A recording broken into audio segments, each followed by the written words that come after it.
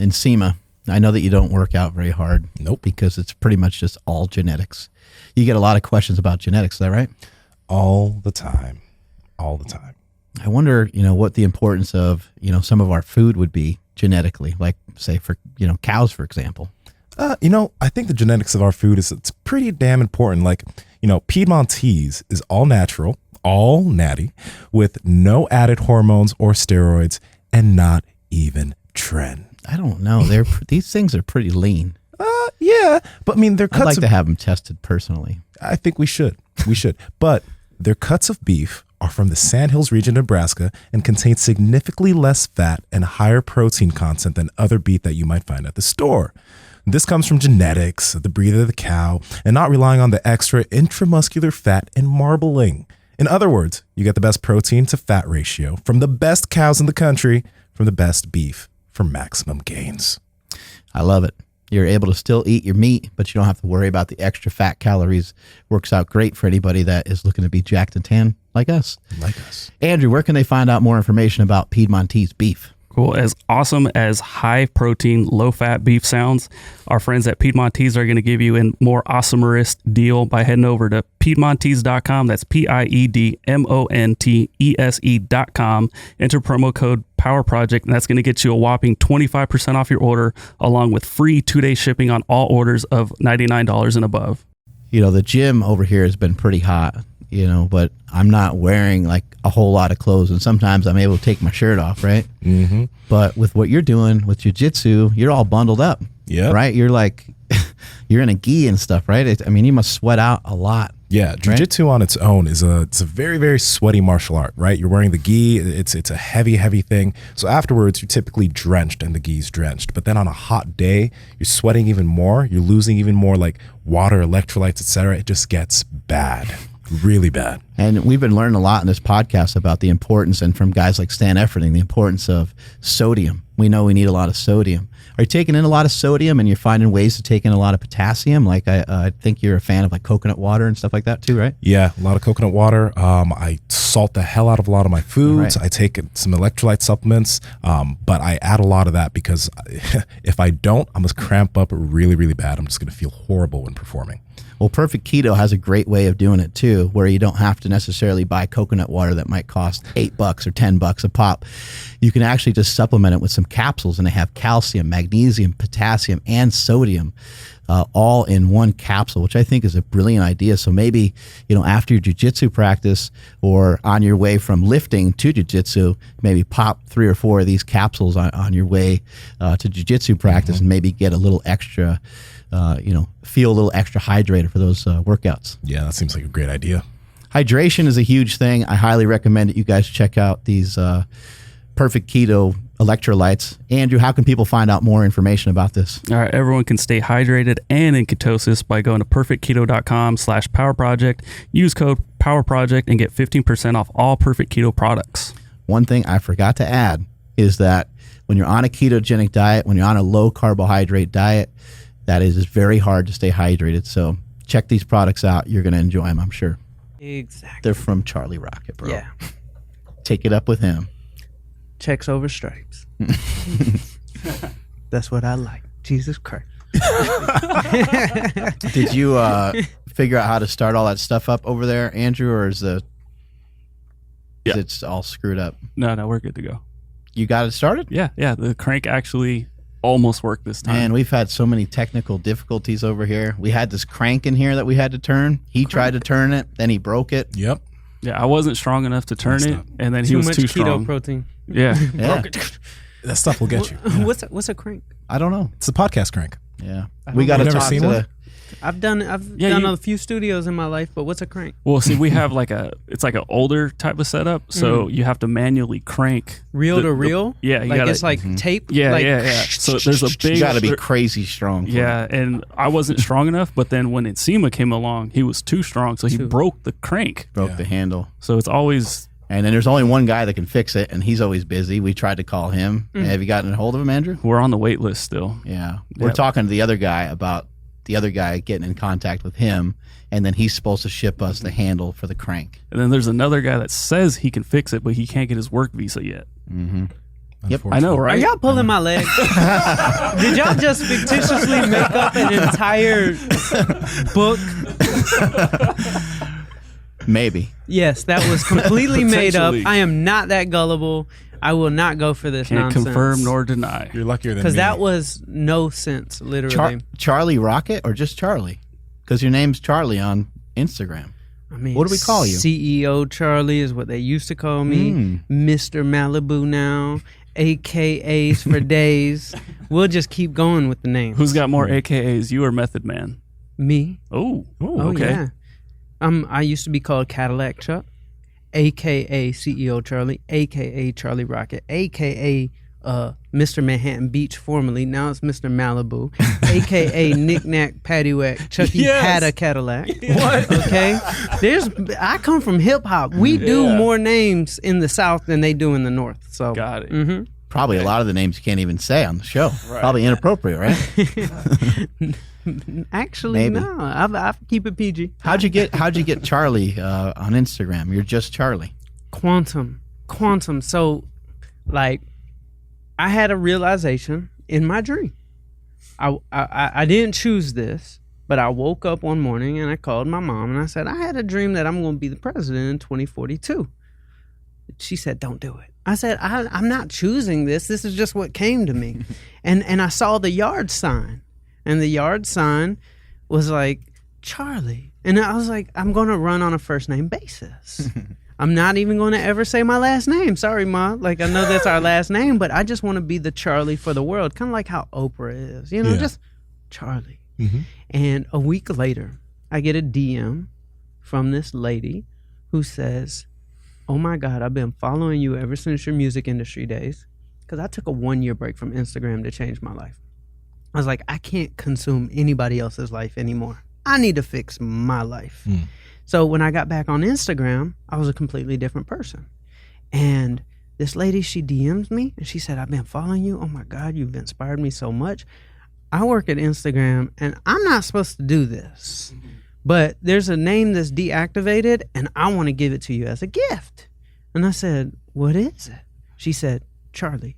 I said, get out of here. Like, I never would assume. I thought like Charlie Sheen or Charlie Puth. I thought somebody probably had it. And I said, are you kidding me? She said, no, I want to give it to you. And I called my mom and I said, that first name basis thing might be real. Like, I am the Charlie on the #1 social media platform.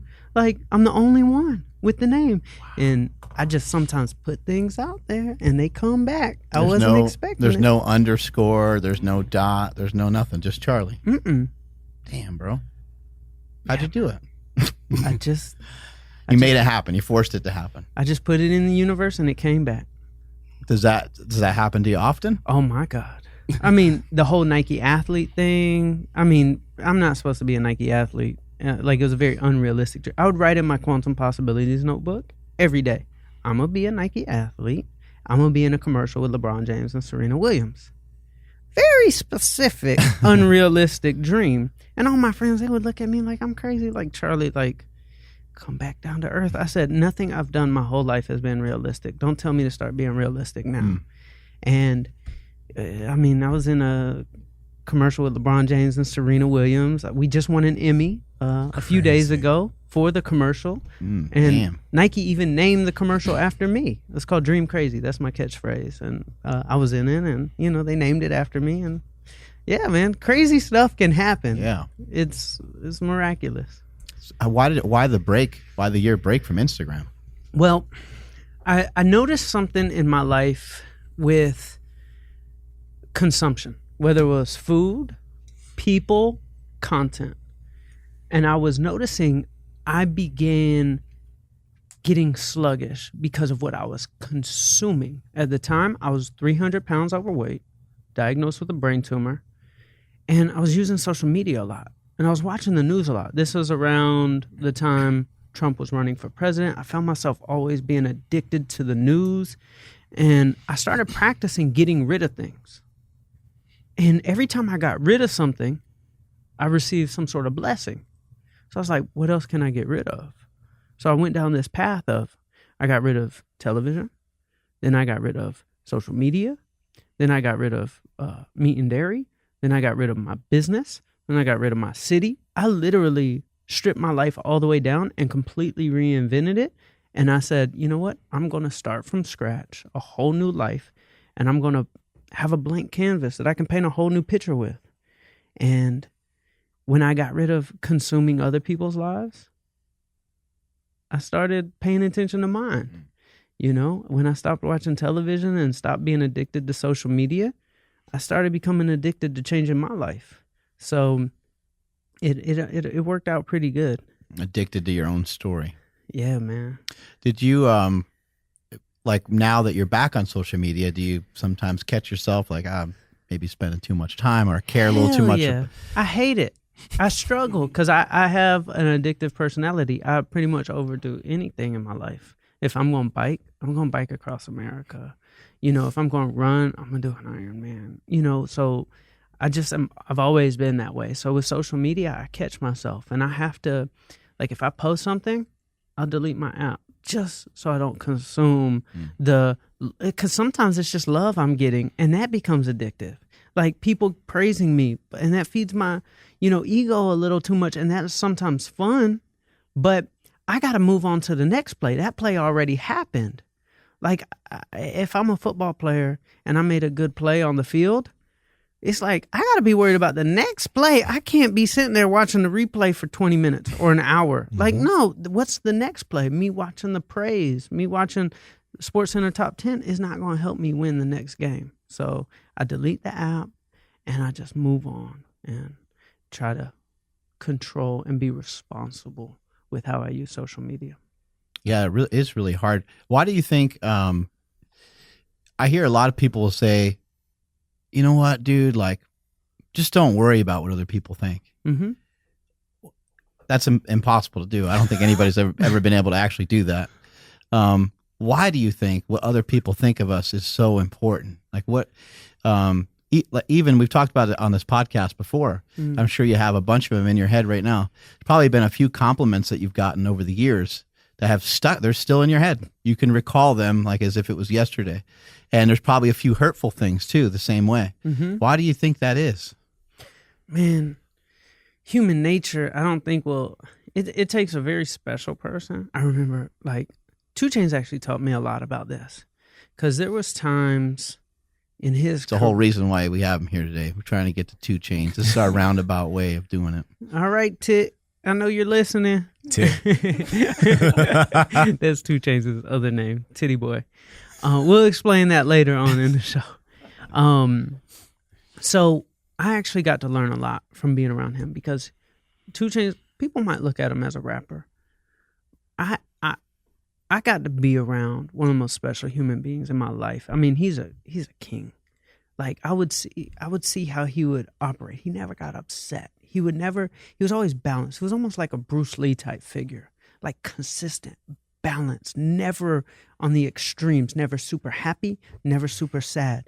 And I would sit there and watch him, scroll through his Instagram. For example, there was a time where he got shot at in San Francisco, downtown.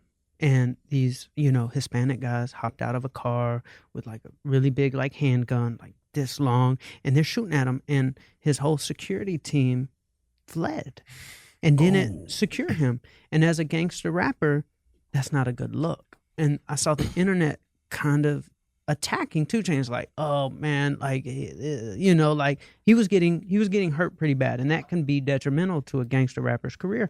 And I would sit there and watch him read all the comments, and he would never react. Nothing ever fazed him, and it was very like stoic of him.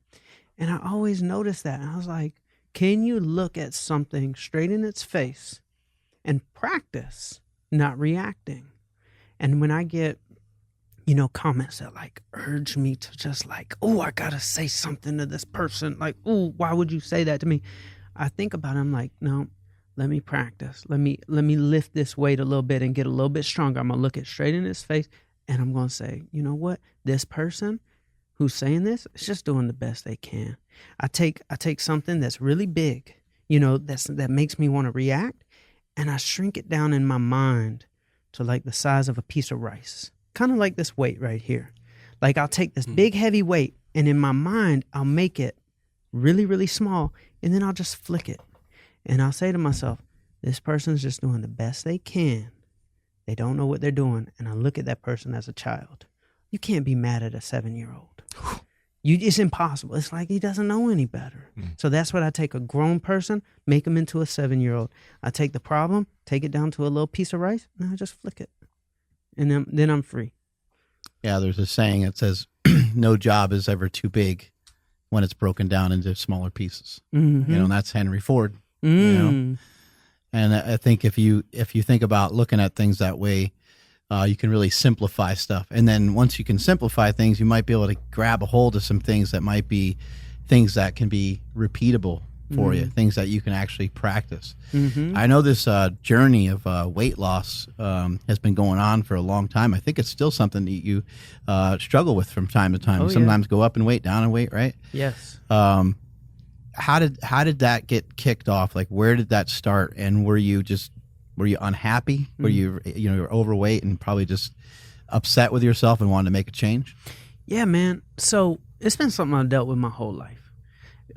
With me and exercise, really interesting relationship, because as a kid, I played basketball probably more than anybody ever. Like as a kid, like I overdo everything. So I became, and there's some cool stuff. If you look it up on YouTube, like if you type in things like, and nobody knows this because I don't really talk about it. I'm just going to tell y'all because I got a big journey coming up with the NBA. But if you type into YouTube, Bankroll Fresh wins $30,000 betting on white boy. At my studio in Atlanta, Georgia, I built my dream studio. It was the biggest studio in Atlanta, and I built a full court basketball court. And I would love shooting basketball because when I was young, even though I was overweight, I played basketball more than anybody. Yeah, so fast forward to like 4 minutes in this video. The fat kid with a sick jumper, right? Because I couldn't do anything else.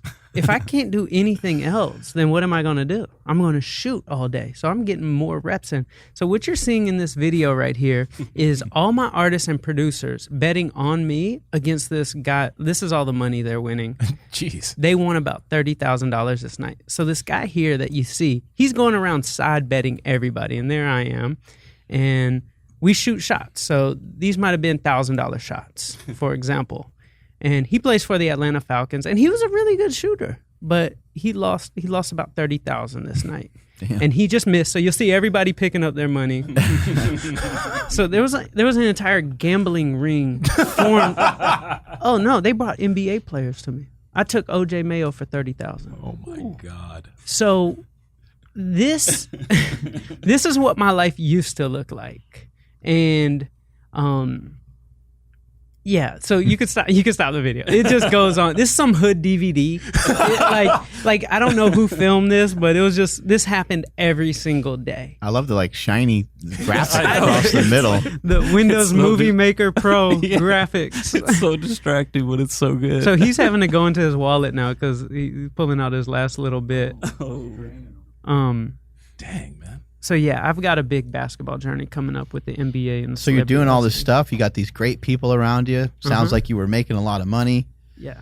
But you still were unhappy. Oh my God! I mean, I there's only really one thing I wanted in my life, and that was to like know what it was like to be fit. I mean, when you love sports, like I'm an athlete. You think? Have you ever got that? No. I mean, I'm still 40 pounds overweight, and I've biked across America. I've done Ironmans. I've pretty much. Even after all the people telling you how great you look and all this, you know. Oh yeah, but which was a blessing because I went in super dark place, but it forced me. See the blessings come from the lessons, and me self-sabotaging about looks, which is going to sound stupid to other people because they're like, Charlie, you look great. It forced me to learn what self-love was. And I never knew what it meant. I mean, it's like, you hear girls talk about that stuff. But not like every day I'm waking up and I'm fixated on, that I'm not at my goal. Like, Charlie, man, you're more than that. Like, you got to be thinking about something bigger in life. You need to learn to appreciate this. And my problems are actually a massive blessing because me being perfect ain't helping nobody. Because 7 out of 10 people in America, they're overweight or obese. They need somebody who's a voice. So when I started realizing that my problems are actually helping people, and that's how I became a Nike athlete. When I looked at Nike like, oh, all their athletes are perfect, me as a marketer, like at the core, I'm a marketer. Like, I love business. So I'm looking at Nike and I'm like, they've completely missed something. All their athletes are perfect. They need a common man athlete. They need somebody who could be the voice, the people's champ. So I made a fan-made Nike commercial that they should have made. I just made it for them. And I put it out. And it was called My Story Isn't Over Yet. And I told my life story and I put it out. And in 3 days, got 1 million views. And Nike calls me. And that commercial right there that we're watching, that commercial ended up changing the entire direction of Nike, which led to the Colin Kaepernick commercial, which was all about athletes who have problems, who have crazy dreams, like I had. They titled it after me. So Dream Crazy is kind of like my Live Strong. Like Lance Armstrong had Live Strong. I created Dream Crazy. And that's what they titled the Colin Kaepernick film that won an Emmy. And I said, you know what? The fact I have issues, the fact I'm willing to be honest about my issues are changing more lives than me having a six-pack. And I'll probably get a six-pack one day, but God had a vision. He said, we got to change some lives before you get perfect. I'm about to ring you through a set of challenges because you're one of my chosen ones who talk to people about their problems. So he's just made it difficult for me my whole life just so I could help people. This commercial looks crazy. How much did it cost and who paid for it? You want another quantum story? For sure. All right. So I moved to LA and I needed a cameraman. In Atlanta, in the music industry, I can have my pickings of like young people who want to work for me. Me walking away from the music industry and not having like, oh yeah, you're going to be shooting for 2 Chainz? Like, you're going to be shooting for me and my weight loss story? No pickings. And I didn't know anybody in LA other than like some like television producer people. So I'm calling them saying, okay, I have, this story. I want to tell my story. I'm looking for a videographer. And they're like, all right, Charlie, be a little bit more specific. What do you need? I said, well, I need somebody who can shoot. I need somebody who can edit. I need somebody who has equipment. I need somebody who's good at scoring and music and can mix the audio. And, I need somebody who can color grade too. They said, Charlie, that's going to cost $50,000. I said, for an Instagram video? They're like, yeah. I said, no. I know it's possible. Like in Atlanta, I can find these people all the time. They're like, this ain't Atlanta. This is Hollywood. Those people are working for studios, and that's 5 different people. Nobody in this city has all of those things in one person. Editors, edit. Shooters, shoot. DPs, so I was like, don't tell me it's not possible. Nothing I've done in my life has been realistic. I know this is possible. After a couple weeks, I started getting frustrated. Everybody's telling me I'm crazy. I got upset, and I sat down one morning, and I wrote in my Quantum Possibilities notebook this sentence. I'm sitting on my couch, and I said, today is the day I searched and found my videographer/editor. It's done. It's easy. That's what I wrote down. And in my Quantum Possibilities notebook, I always say these words. It's already done. Time hasn't caught up yet. 2 hours later, I'm sitting in my living room. And at the time, I'm living with a roommate. I had just walked away from the music industry. I was conserving money. Roommate walks in the front door, and he's the most boring person in the history of the world. He works for a health food company in the accounting department at some it's called something, some health food company. And behind him walks this guy holding a camera. I look at Morgan. I'm like, what are you doing with a cameraman? He said, I just got a phone call and they wanted to come over and film your car. I'm like, okay. So I look at the cameraman and he was holding like a Steadicam rig. And I said, you do videos? And he was like a Northern California, like dude. It's a skateboard dude, like long hair, like in front of his eyes. I said, you do videos? He's like, yeah, I do videos. I said, tell me about it. He said, well, I don't really like know how to make money like doing this. I just kind of like do it when people call me. I was like, can I see some of your work? He said, yeah, here's my website. So I'm pulling it up, and boom, there was this like short film, and I was like, okay, I like telling stories. So if he made a good short film, he knows storytelling. So I click on it, and I'm like, this is good. I said, did you shoot this? He said, yeah, I shot it. I said, who edited it? He said, well, I edited it. It took me a couple days. I said, this scoring on the audio and the music in the background is amazing. Who did this? He said, well, I used to be in a rock band. We were on the Warped Tour, so I do music. I said, this voiceover has amazing audio. Like, I'm an audio guy, so I like know mixing and mastering, like quality. I said, who mixed and mastered this audio? He said, well, I'm an audio engineer too. I'm like, is that your camera that you're holding? He said, yeah, I have like 4 different cameras. I said, who color graded this? He said, well, I taught myself Da Vinci on YouTube.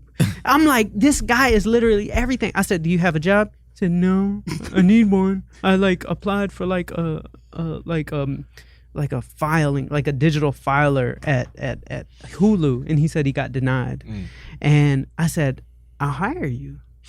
I literally wrote this down in my notebook 2 hours earlier that today is the day. I searched and found my videographer and editor. He walked in my front door, and we sit down at the counter and had some like Impossible burgers.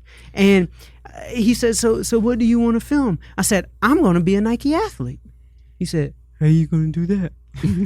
I said, we're going to make a fan-made Nike commercial. I have got this story I've never told anybody, but we're going to make a fan-made Nike commercial because Nike needs a common man athlete, and we're going to make that commercial, and it's going to be called My Story Isn't Over Yet, and at the end, we're going to put insert Nike logo here. He said, okay, let's try it. And we spent, so I paid him $3,000 a month as my cameraman, and we spent $150 on this video. What we did, he took a PVC pipe. Now, if you play the video from the beginning, I'll show you what we're talking about. He took a PVC pipe and put a belt around me with a T, put the belt. So I'm running, and there's a 10-foot PVC pipe going behind me. And he's 10 feet behind me, holding the camera in the same exact position. He's on a skateboard, and I'm pulling him as I'm running. So the camera is always in the same distance from me, and you'll see my feet in the same spot. And I'm running throughout LA, and he's behind me on the skateboard, and all we spent was a PVC pipe and a belt. And he already had the skateboard because he's a skateboard dude. And that's it. By the way, your calves are jacked. Just saying. Oh yeah, man. I run my heaviest marathon was at 270 pounds. Yeah. If you want calf muscles, gain a lot of weight and run a marathon. It's a good strategy. Does your cameraman have a better job now? No, he's still with me. Oh, he's still hanging with you. There you go. That's awesome. Yeah, man. We rock out.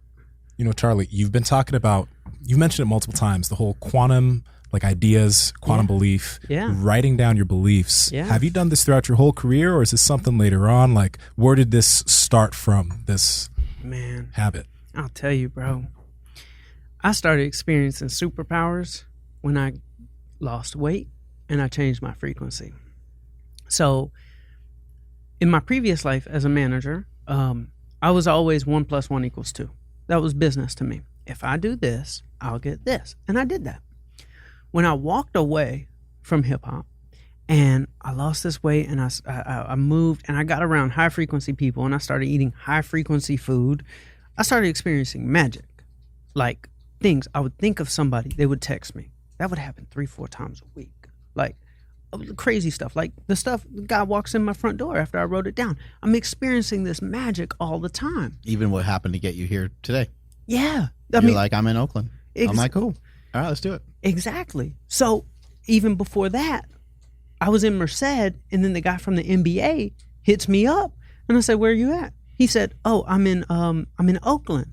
So I'm like, I'm an hour away. I just happen to have a speaking engagement at this small little community college. So I'm gonna come meet you, and then I'm in Oakland, and then you hit me up, and you're an hour away.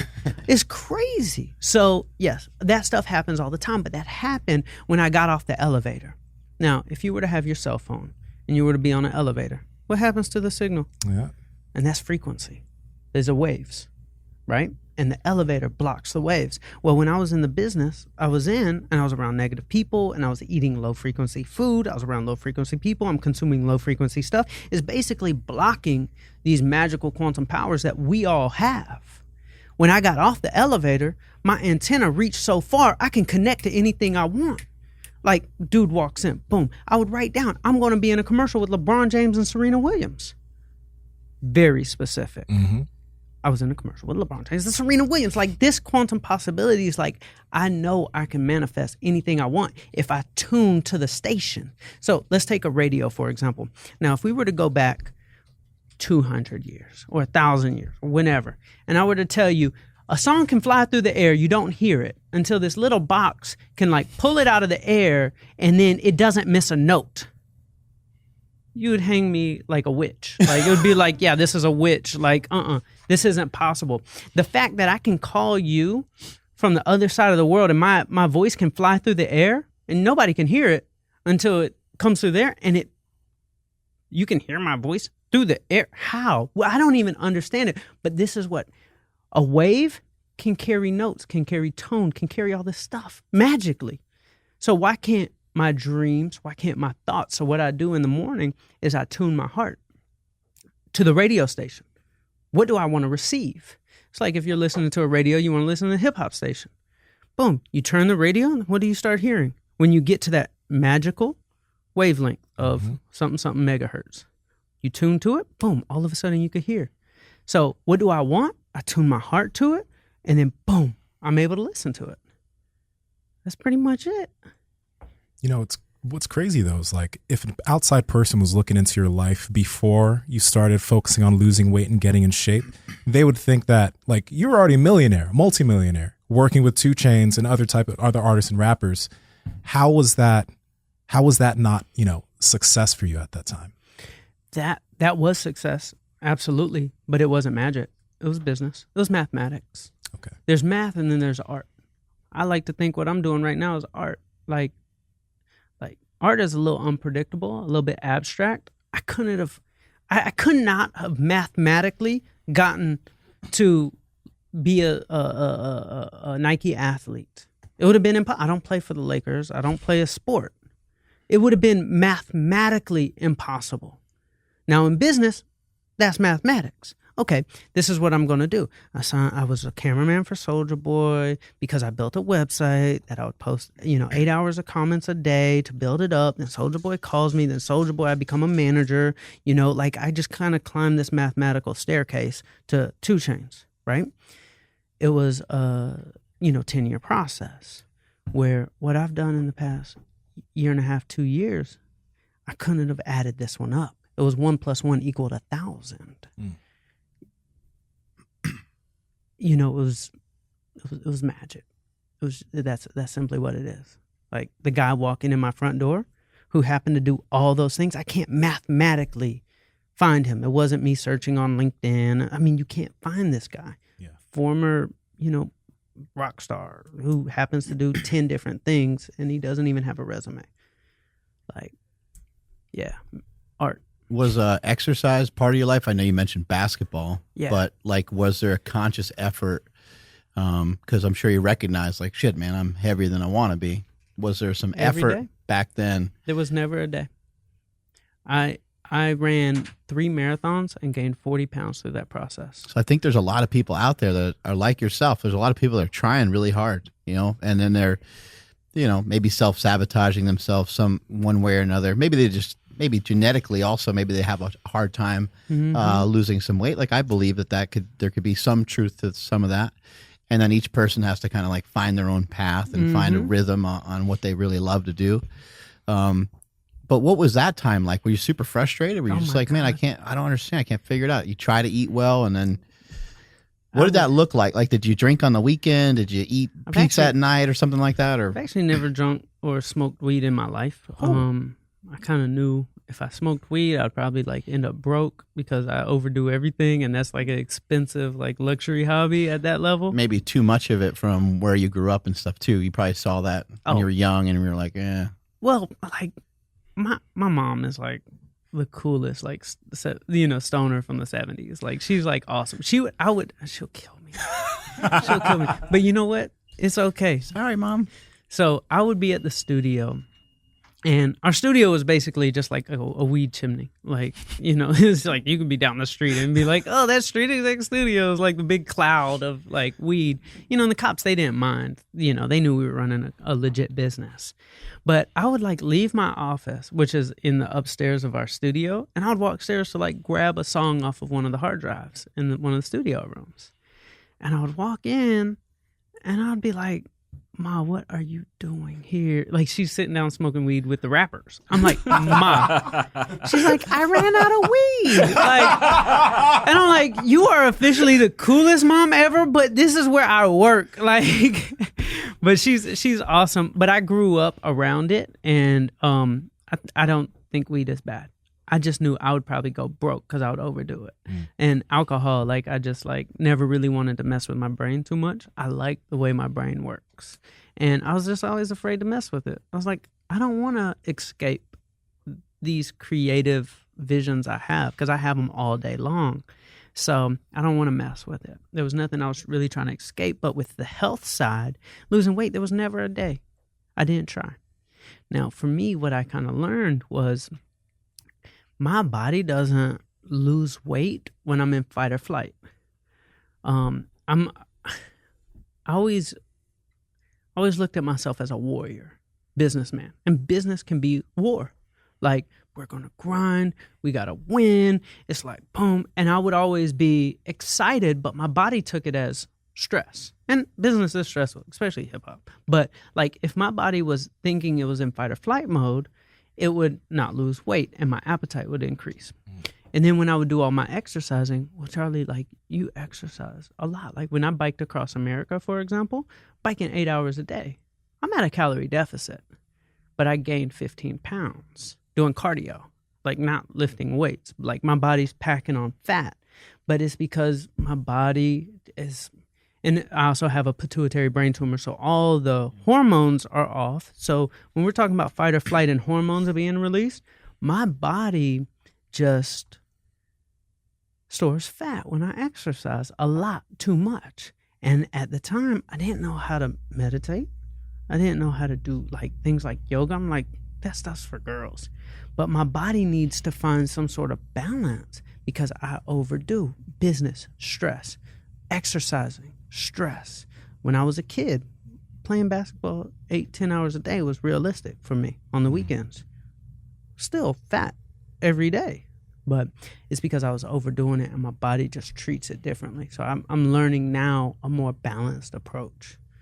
And then back then, were you, maybe just like overindulging too because you were exercising so much, you're overeating and... So it became a very slippery slope of psychology. So when you've been on a diet since you were 8 years old, you start thinking food is bad, like it's the enemy. What got you on a diet at 8 years old? You were just heavy then too? I mean, I wanted to be a basketball player. I love sports. So you were conscious of it then? Oh, yeah. And so it can really weigh on your mental. So you start looking at food like it's bad, which is a really bad thing because food gives life. So to have a negative association with food is really dangerous because we need it. Like, if you're addicted to a drug, you don't exactly need it. Like, you might think you need it for your happiness, but it doesn't sustain life. I formed a food addiction because I would restrict food. And when you restrict something, then you start wanting it more. If you want to like really crave something, say you can't have it. And then you all of a sudden start craving it more. So I'd go through this system of, okay, eat less, then catch up and eat a whole bunch. It's like if I were to ask you to breathe less. Yeah, we could breathe less. Let's take 2 minutes and like not breathe. What do we do after the 2 minutes? And that's how I was with food. I was like breathing less and then going. So then it started a binge eating disorder where I would eat 15,000 calories in a night. And I would wake up the next morning. I remember, do you know who Young Dolph is? He's a big rapper from the South. I wanted to sign Young Dolph. He was a gangster rapper from Memphis. And he wouldn't let anybody in the music industry sign him because he was a real gangster. He didn't trust people. So he wouldn't let anybody around, but I wanted to show him I wasn't afraid. I'll drive to Memphis. I'll sit in like the studio with them, with all the gangsters, and I'll be like, nope, I'm going to make you a superstar. And I'll go to Memphis every weekend. And I remember one weekend I went to Memphis and I had my button-down shirt and I ate that night at the hotel and I ate 15,000 calories at least. I remember I woke up the next morning and my skin was bruised.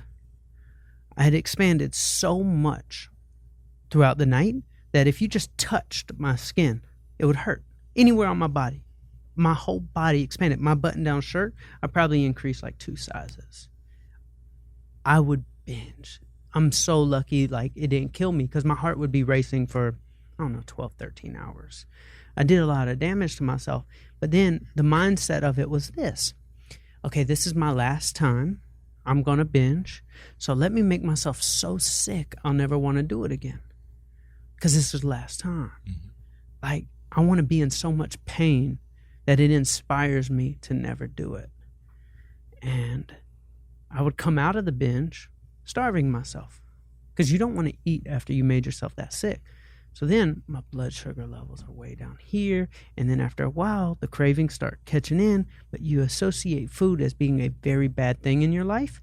So if I messed up a little bit, like I could eat like a muffin and be like, oh, I messed up. I was supposed to not eat for the next 2 days because I'm supposed to do a water fast. And then, I ate a muffin.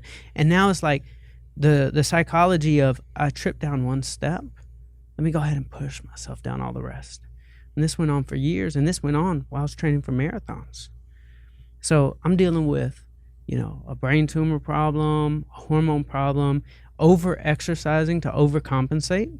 Like, I ate 15,000 calories. Let me run, 5 extra miles on top of the 10 and punish myself. So I'm punishing myself with exercise. It's not high frequency exercise. Every step is negative. I gotta lose weight. Sports should be fun.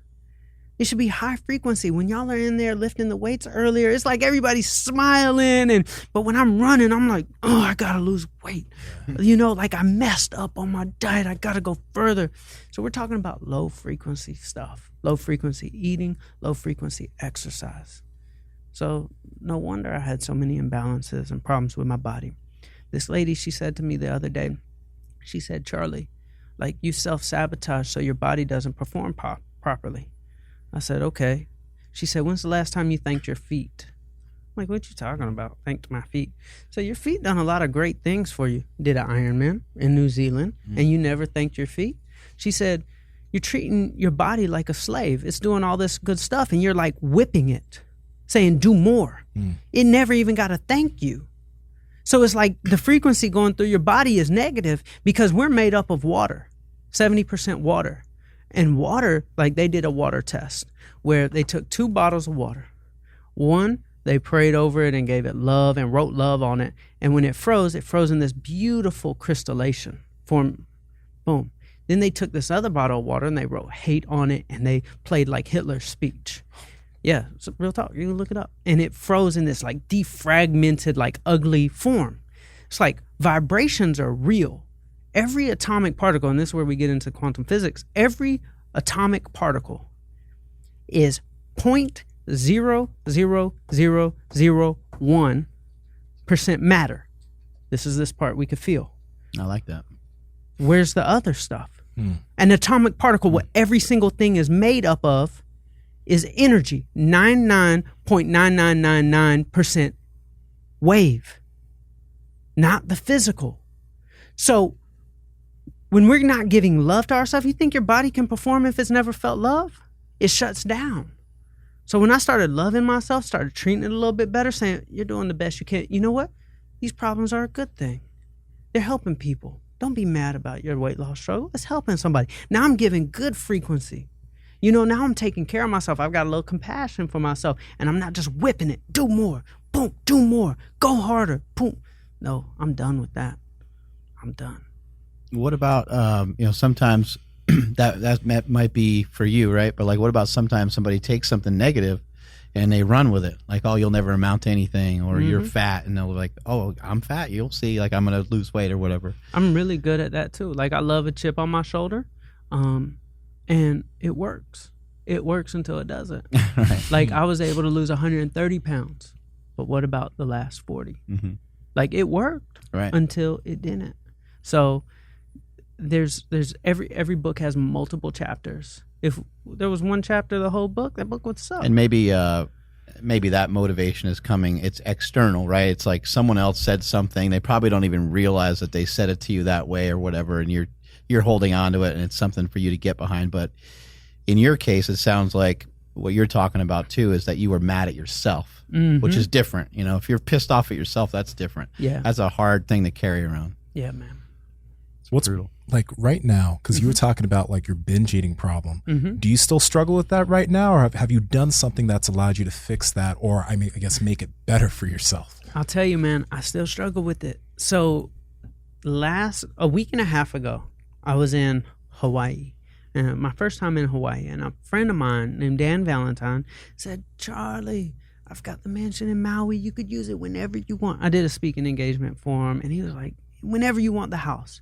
I said, you know what? My mom really wants a vacation. She's never been to Hawaii. I've never been to Hawaii. Dan, can I take her to Hawaii? He said, absolutely. This was my first time being in a house that had snacks in 4 years. Like, I had made sure I got rid of all packaged goods in my life. When I'm talking about high frequency food versus low frequency food, if something's like in a package and it can sit on the shelf for 4 years, it's like lower frequency versus something that's alive. So I just stopped eating like packaged foods as much as possible. This house had everything. And all the demons came back. And I binged, and I'm like, I'm in Hawaii in this beautiful place, and all those sad memories, these things that triggered, I gained weight. It pushed me to this place where I'm at a luau, and everybody's asking me, Charlie, what's wrong? You just won an Emmy yesterday, and like you're sitting here like sad, depressed, face down, and I'm like, all the old feelings of my old life just came back to me because I've been binge eating the past few days on this food, and I couldn't make myself stop. It's like something took over me and I couldn't stop. I could never even get full. I don't know how my body found a way to, like, when it gets in this like ravenous mode, it doesn't get full. And it reminded me of everything. And I looked at my mom and I said, Ma, this is a blessing, because I forgot what it was like to have these feelings. And I needed this. I needed this anchor in my mind so that now when I'm looking at food, I can remind myself, well, what do I want to be sweet? Do I want my life to be sweet, or do I want my food to be sweet? And that's what inspired me to lose the weight in the first place, was that memory. What do I want to be sweet? And I got reminded of it. And since then, I've probably lost like 10 pounds. This is a week and a half ago. And I was just like making good decisions ever since then. And like my face has totally changed in the past week and a half. I could show you pictures from Hawaii. Like I was puffy and like bloated and big. And now like I can see definition in my face just because I was reminded of the binge eating. And so I needed that. I'm glad it happened. But I struggle with it every single day. Yeah. Do you share that on social media? Do you kind of say like, oh yeah, I feel fat today because I went off the rails last night? Do you tell people that kind of stuff? Yeah, I keep it real with my followers. I don't really use social media the way most do. It's never self-serving to me, and usually the truth really helps people. Not just me being perfect or not just me being successful. Like, hey, I want an Emmy. Yeah, I'm gonna say that. But most of my posts are about giving to others because there's something I'm going through. So it's like me being perfect isn't helping anybody because we're all going through something.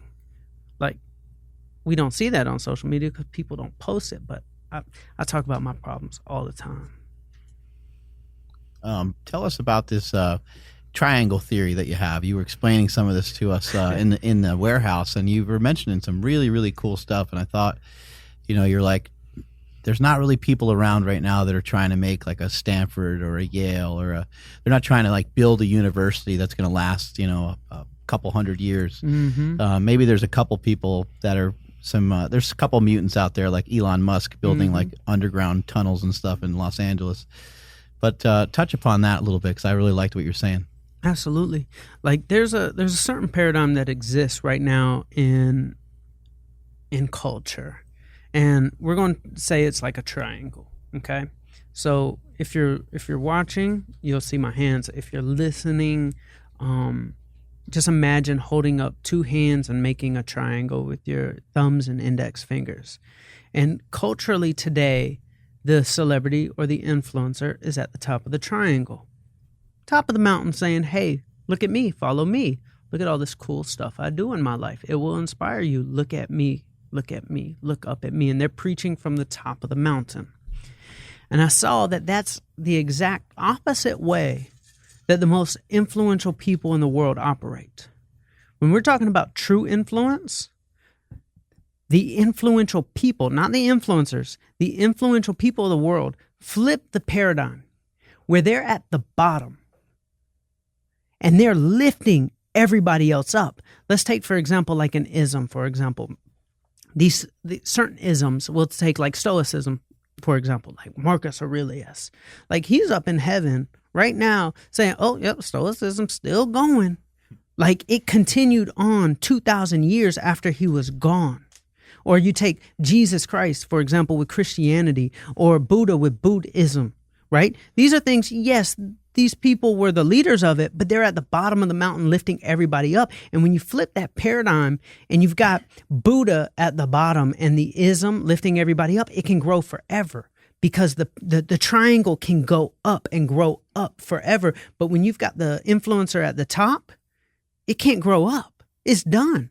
It relies solely on that influencer. And when that influencer dies, it's over. Like, I like Tony Robbins, but when he dies, it's over. Like, we'll just find the next one. I'm not inspired by that. I'm inspired by these things that can continue on hundreds or thousands of years after I'm gone. Like I'm vegan, for example. Who started veganism? I don't know, but he's up in heaven like, yep, still going. Like Charlie's on a podcast preaching about this thing I started. So it's like, that's what I'm inspired by. And culturally, we got to get up off of us.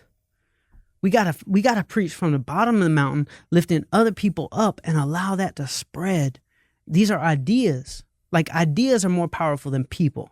Ideas can be adopted by millions of people. A person is just as powerful as the person they're in front of, or how loud they're yelling to say, look at me. But ideas can spread. Have y'all ever seen like V for Vendetta? Mm-hmm. Invisible influence. It was an idea, and the people made it happen. Yeah. It was a person that planted an idea, and the people changed everything. And that's what I'm inspired by. And so I don't really care about my Instagram followers. Like, no, I don't care how many followers I have. I care about the people that follow me, but I'm more interested in them taking what I'm doing and using it. And them doing the same thing instead of, hey, look at me. That's why I don't do the antics. I'm not a circus animal on Instagram. Like when I was young, we wanted to see a human being do something like really extreme. We went to the circus. Now, look at a YouTube like screenshot, like thumbnail. It's like everybody's a circus animal, like jumping through fire. Like I won't do it. Like there's the shallow end of the pool and then there's the deep end of the pool. I'm trying to be deep. So for you, like, what is because I know you've got a lot of beneficial stuff that you're sharing with us, but what's the big idea that you're trying to get across, that you're trying to have, I guess, influence upon the people for? Bro, I'm a baby. I'm a baby in this game. Like, I can't call it 100%. I'll probably know when I'm 70. I don't know enough right now. I'm still a student. I'm reading Frederick Douglass's book. I'm reading Martin Luther King. I'm studying Muhammad Ali. Like I'm getting the downloads like Neo did in the Matrix. Well, Brazilian Jiu-Jitsu, you know, like that's me right now. I know I'm a chosen one for the game. I'm just learning. I don't know anything. Yeah. I'm just experiencing and reporting back what I'm learning, but I'm not an expert. I don't claim to be an expert. When you go on my Instagram, you wouldn't even know I'm a business expert because I don't do the video with the title. I don't do it. I could all day long. I'm a business expert. I've won more awards and had more $1 million businesses than most people, but people think I'm a guy who just runs around, I'm on a winning streak. Like, yeah, I'm having fun because that's me. And I just don't brag about my accomplishments on Instagram so people don't look at me like that. Mm-hmm. But it's like what I want to do is allow I want to unlock people the way I was unlocked. If I can teach people how to be quantum citizens, like that frequency unlocking, they can change their own life. I don't even want you to think I'm an expert. I want you to be the expert. Like when you understand, when you change your frequency and you become quantum, you could tap into all the knowledge. You could tap in, everything starts making sense. I don't want you relying on me. I don't want you to come to another one of my seminars. I don't want you to like have to keep buying the third book. No, you got it. Everything you need. When you become unlocked, you become quantum, you don't need me anymore. That's what I want. How were you unlocked? When I changed my frequency, when I changed what I ate, when I changed what I consumed, and I got away from the negative people, I received magical superpowers. I don't know how I was able to just manifest things so easily. I did it accidentally. I walked into it. It was not intentional. I changed what I ate, high frequency food. I moved to LA, got around high frequency people. I asked myself, where's the healthiest place in the world? I identified Santa Monica. I said, I'm going there. I was the only fat person in Santa Monica. I felt like an alien. It's like, oh, a fat person lives here? Like, I was like, I need to just be around the people who are fit. Just put me near them and let me soak up their frequency. Well, guess what happened to me? I lost weight. You know, they're using words like, you know, like I'm learning about black seed oil. I'm like from Atlanta. What is black seed oil? Like they're teaching me all these things like spirulina. What is spirulina? I'm from hip hop. You know, like, but I'm soaking it all up, osmosis. Mm-hmm. And I changed the frequency and everything started making sense to me.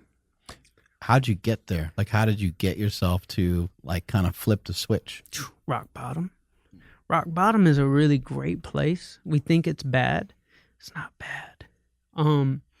So when I went to Bali, actually, I learned about a little bit about the Hindu religion. I just ask people questions. I don't put up walls. I like want to learn, like, okay, what's y'all's religion? And the most profound thing that I learned is they pray to the dark gods as much as they pray to the good gods. And I'm like, why? They said, well, the dark gods are like where like all the blessings are. Like when something really bad is happening in your life, that's when something good happens. I'm like, wow, y'all praise the dark gods. And then when I thought about it in my life when I was at rock bottom, which seems like a bad place, but that's what inspired me to change everything. That's what actually pushed me to leave my business. And now I could be here. Like, look at all these blessings that happened because of rock bottom. So I now, when I'm having a bad day, I'm like, looking around, okay, I'm in a dark place. So like, I can't really like see, like imagine you're in a room that's pitch black. You can't even see your hand in front of your face. Yeah. That's being in a dark place. Feels like everything's crashing around and there's no possibilities. So what I do when I'm in that dark place is I start feeling around. I know there's a blessing somewhere. I know there's a light switch somewhere. If I just feel around enough, I could find the light switch. So I'm not afraid of the dark. I know a blessing is going to come out of it every time. Like the other day in Hawaii when I'm like binge eating, it's like, nope, this is a winning streak. This is a winning streak because this reminded me of something I needed to be reminded of because I had forgotten in the past 2 years what it was like to binge. I needed to be reminded of this, and it inspired me to get my act together. And since, I've lost some weight. Was there a specific thing that happened? Oh, yeah, man. It was around the Grammys. Right when we won a Grammy with 2 Chainz, which is the Super Bowl of music. I mean, rappers don't win Grammys, you know, like, and we won one. And I remember the night they said we knew right before. Was it for a song or an album? For a song. Yeah. What song is it? It was No Problems featuring Chance the Rapper. You don't want no problem with me. So I didn't even go to the Grammys that night. It meant nothing to me. I was so sick. I was so depressed. I knew that in my life, this meant nothing, because this was the last play, and this entire sport I was playing, I was dying in. So winning something meant nothing. I was like, there's something else for me. And I would be called to nature. And I was at the ocean, and I would be in my notebook trying to figure my life out. Always like writing things like, well, I'm trying to figure, I knew there's something else for me. And then I heard this voice. I said, you can't figure this one out in your notebook. You got to go on a journey. And I said, okay, I got to go on a journey. Whatever that means, I'm done trying to think with my mind, because it's led me here. My heart's saying something. Now, complete this sentence. Follow your Heart. Follow your Heart. Well, something Dreams. else. Follow your dreams. Okay. Follow your Instinct. instinct. Yeah, intuition. Yep. Okay. Notice how nothing you said was follow your mind. If you said that, you'd actually like feel weird saying it. Say it. Follow your mind. Follow your mind. We know to say instinctively. We know to say follow your heart and follow your dreams. Now point at yourself. Why don't we point here? That would be weird. You would look weird if you pointed to your head. Yeah. But we spend so much time here in our head. When this has knowledge, instinctively we point here. Instinctively we say follow your heart, and our dreams and heart go in the same Follow exact your place. gut. Yeah, like same area, right? Like I would definitely say gut before brain all day. So, and your gut has intelligence too. That's what's crazy, but yet we still spend so much time here. So when this voice hit me, said go on a journey, I said, you know what? I'm done fighting. I'm done trying to figure this out with my mind. I'm just going to go. I'm going to trust it. And I asked myself, well, what's my truest dream? Because when you're broken, all you have left is your truth. Like, that's all I got left. I ain't got nothing but my truth. And what is my truth? My truth was when I was 8 years old, I buried the one dream that I was meant for. And that was, I want to be an athlete. But I was overweight as a kid. So I said, you know what? Let me be an entrepreneur. That's more realistic. And that set me on a life path that led me to 300 pounds and a brain tumor. I had to autocorrect, and I had to jump back on a track that I buried at 8, and that was my truth. I'm going to be an athlete. So I went to my artists, I went to my business partners, and I said, I'm retiring. When you found out about that tumor, did that, when was it that you found out? Was it like earlier in the career, later? So first got diagnosed with a brain tumor when I was a kid, like in 11th grade in high school. Wow. It was always under control though. Like doctors had it figured out. When I got older, I remember I was at 2 Chainz's house, and I woke up and the room just started spinning, and I couldn't make it stop. 30 seconds felt like 3 hours. I was terrified. I was like, oh, is this how it ends? Can't make it stop. Finally stopped. I got out of bed, went to pick up the socks and shoes, and I passed out. And I was like, oh boy, it's come back. And it's life-threatening, it felt like. And it was wrapped around my left eye. It was putting pressure on the artery going into the brain. And it started corroding the bones at the top of my spine. It was sitting on it. It was big. It was wrapped around everything. They couldn't do surgery on it. They had this medication that they had me on my whole life, and it stopped working. So they jacked me up to levels to try to get it to shrink. Well, when they took me up to these levels, it started affecting my heart valves. So I'm like, okay, now I've got heart valve problems because of medication to fix my brain tumor. I said, why do I have a brain tumor? I'm like now getting to that point with the doctors. Why? They said, well, you just have it. I said, why? They couldn't tell me the root cause. I said, why do people get this? And I said, you know what? I'm going to take things into my own hands. I called my mom. I didn't tell her what was going on. I just said, I want you to come visit me in LA. Just want to spend some time with you because I was terrified.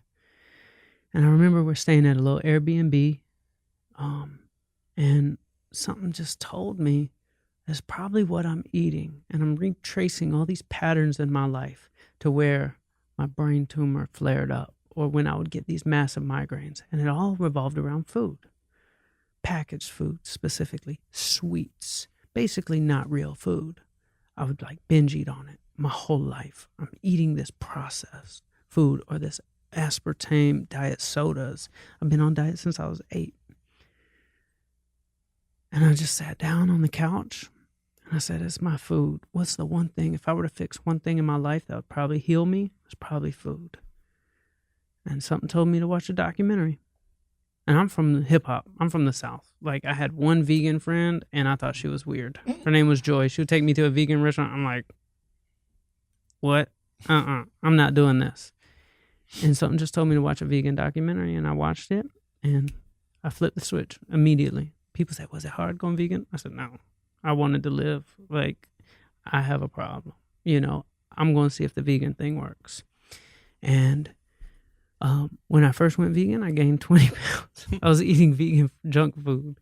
I didn't know what I was doing. And then a realization hit me. I said, okay, if I'm dying and you are what you eat, is what I'm eating dead or alive? So I started looking at food different. I said, oh, is this dead or alive? Well, let's say I'm eating a Cliff Bar. Healthy, vegan, but it can sit on the shelf for 4 years. Right. That's pretty much dead. I look at an orange. That's alive. If we were to put like an instrument that looks at the radiation, the vibration coming off of dead food versus alive food, like, you ever heard somebody say, oh, you're glowing? Mm-hmm. It's like, I get that all the time now. You're glowing. You got so much energy. This is because I'm eating energy. I'm eating a lot of energy. I'm not eating an energy drink or energy bar. I'm actually eating real, actual energy. Like, the frequency is really high on this food. And it's like when you get a cut on your hand. Body knows how to heal. I don't know how it does it, but it's like, I wish my car would heal, like when I scrape the side of it. But my hand knows how to heal if I cut it. If I put something clean on it, it heals. If I put something dirty on it, it doesn't. So what I was putting in my body was a lot of like rubbing dirt on a wound. When I put the clean water on it, body started healing. Brain tumor started shrinking. Like, everything started aligning for the first time because I had eaten really, really bad. And now it's like my brain tumor shrunk without the medication. I still have the brain tumor, but it's not life-threatening anymore. Now I'm able to do things like when I did that Ironman, let me tell you, we're in Taupo, New Zealand. Get done with the Ironman at 12 at night because I went really, really slow. So it took 16 hours and 41 minutes to complete. Now, Ironman, for anybody listening, 2.4-mile swim, 112-mile bike ride through the mountains of New Zealand, and then a 26.2-mile run. I got done with the Ironman, and I was like, I'm not sore. I've run marathons and 5Ks where I've been sore, and we're done and we're not sore. Get done at around 11:41. Wake up the next morning at 6 a.m. I just got done exercising for 16 hours, and I woke up at 6 a.m. the next morning, and I'm feeling my body, and I'm like, why am I not sore? I'm not sore. Wow. And I'm walking around the town of Taupo, and nobody's out because everybody's asleep. And I'm like, wow, like, my body has literally no inflammation because how I eat. I'm eating all alkaline food. There's no inflammation in my body to where I can go do some crazy exercising, and I'm not inflamed. So getting rid of the inflammation, getting rid of the inflammation is like, most all disease comes from inflammation. So, I mean, no matter, what doctor it is in the world, inflammation is bad. And, acid is bad. Alkaline is good. Like, that's kind of general consensus. So I just try to eat more living foods as much as possible. For people listening, do you need to go vegan? No. Just eat more living foods. Like, it's kind of like grandma's advice, eat your vegetables. Like, it's just eat more, A big reason for it is like cancer. Like in this country, like I was in hip hop, for example, and this is a little controversial. I lost one of my artists, got shot and killed at my studio. His name was Bankroll Fresh. And like my family would call me and be like worried for my life, like my aunts and uncles. I'm white, like they're like a little confused by the hip hop thing. And I said, no, we're always good. But then like the shooting started happening. I got shot at one time. 2 Chainz has been shot at. Young Dolph, that artist, he's been shot at hundreds of times. So it's violent. And I told my family something through all of this. And I said, look, I pulled up on Google. How many shooting deaths are there a year? 22,000 in America. I was like, that's 22,000 too many. That's a lot. But then I pulled up, how many cardiovascular deaths are there a year? 600,000. I told my family, I said, there's more violence going on in your kitchen than at my studio. And nobody's talking about that. So don't attack hip hop, because there's more violence going on everywhere than at my studio. I said, food will kill me before a gun all day long. So food is killing 600,000 people in America every year. Well, what's the second biggest cause of death in America? Cancer. What do you think's causing it? Come on, it's how we eat. Come on, yeah, like cigarettes for like lung cancer, but like the rest of the cancer, come on. We eat trash in this country. 7 out of 10 people in this country are overweight or obese. Life expectancy has dropped the past 2 years in a row in the most advanced medical, society in the history of the world, and we're going down in life expectancy the past couple of years. Why? It's because of how we eat. It's like, come on, man. All we got to do is start eating some living food.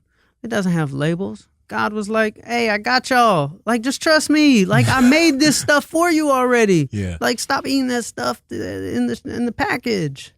Like, that's not for you. I've already made what you should eat. And it's like colorful. And it's like got sugar in it. It's like dope. It's like if we think about candy, for example. Candy is something that if we eat too much of, we get sick. But we love it. We love candy. Candy is like visually stimulating. Like it just is so good. But what does all candy mimic? Fruits. Come on, every single candy you eat has like strawberry, like grape, like, orange flavor. Like why don't we just eat the orange? Like it's just as visually stimulating, So that's all I would recommend to anybody, like the meat intake, like, yeah, just like a little bit less or just have more of the vegetables. So why eat the Impossible Burger? Because sometimes you just need that little percentage of your food to taste good. I'm human now. Now people, I guess I'm saying, like, why not just eat the meat? Because you're saying, with candy being compared to, right? So, yeah. like, why not just eat the meat? For yourself. Probably cancer. And I do good with rules. I do really good with rules. If I start like eating a little meat, I'll probably like eat too much. So it's like, okay, if it's a vegetable, I'm just going to stick to my little vegan thing because I do good within boundaries. I'm not very good at being balanced. Some people are great at like eating a little bit of meat, eating some vegetables. I'm not good at it. I overdo just about anything in life. Did you try a bunch of other diets? I'm sure you tried a ton of different diets, right? One of the diets that was dangerous for me, and this is me personally, was the diets that got rid of fruit. If I couldn't eat fruit, I started craving a lot of sugar. And the sugar I would go after would be like packaged sugars. So when I started eating a lot of fruit, I would get sugar, so I would actually stop craving packaged pastries. So like the diet that works best for me is one where I could eat a lot of fruit. And that just kind of saved my binge eating problems. You know what's really cool though? It's like you're super aware of yourself. Like you mentioned when you went to Hawaii and you had all those snacks, like that you can't keep that around you. Like even myself, man, I don't have any snacks because I know every single time that I've had a lot of snacks around me, I will eat everything. It doesn't matter. I'll just eat it all. That's how I am. So like that's the dope thing. Like the big thing is where your limits lie and you're working within them. That's dope. Thank you, man. Yeah. And I think landing on the diet that you landed on. It's what fits your needs and what fits you. And it's something that can help you limit, how many binge eating episodes you end up having, right? Because I don't think most people have the psychological problems I have with food. There's a lot of people, they just need to cut out soda and they're going to go lose 150 pounds. Yeah. Or just start walking or just go to the gym 30 minutes a day. Not everybody's the same. With me, I've got extremes. I got extreme problems and extreme good things. I'm gonna bike across America. But most people, they just need a nice little balanced, cut out soda. Watch what happens to your life. Or just be consistent with a keto diet, for example. Just be consistent, and watch what happens. I've done every diet, but I also got psychological issues with diets. So what I stumbled upon with my weight loss was I started looking at calories differently. I stopped counting calories and I did this one shift. I said, how many calories are in a pound of something? And I'm going to eat those foods because I wanted to be full. I made these rules. I said, I want to be full and I want to lose weight. I'm done restricting food. I'm done eating less. So I said, well, how many calories are in a pound of strawberries? Do y'all know? No. A whole pound. Which is a lot. A whole pound of strawberries. Is it 250? Okay, we got yeah, 250. maybe around 500 or so. 500? Okay. How many calories are in a pound of cashews? Oh, a pound of cashews. Yeah. I'd say 800 to 1100. Big range, but a lot. 3,000. Oh, So strawberries is 151. Come on now. That's how I started looking at food. Well, I want to eat a pound of something and I don't want to gain weight. Which foods can I eat? Sweet potato, 289 calories. I ate so many sweet potatoes.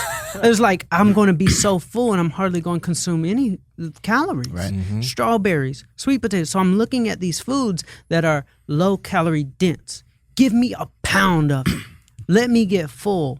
And I just made my decision on what I'm going to eat, and I'm going to eat a lot of it because I'm wired that way. I want to eat a lot of food. Yeah. So that's how I'd go about it. Calorie density instead of counting calories. I think that's valuable. Bodybuilders have used that for a long time. That's why they eat vegetables. I think a lot of bodybuilders aren't I need the extra nutrients or whatever because they have a diet that has fruit in it. They have a diet where they're probably consuming a lot of supplements. They're kind of doing every and anything to make sure that they progress forward.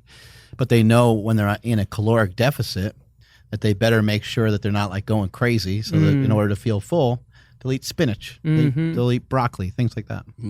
Earlier you were talking about before we got on air about somebody accomplishing something and then moving on, right? If they keep talking about that one thing, it's okay, how many times are you going to tell people that you lost 130 pounds? Even you yourself, you're just we think it's amazing. We could hear that all day long because it is amazing.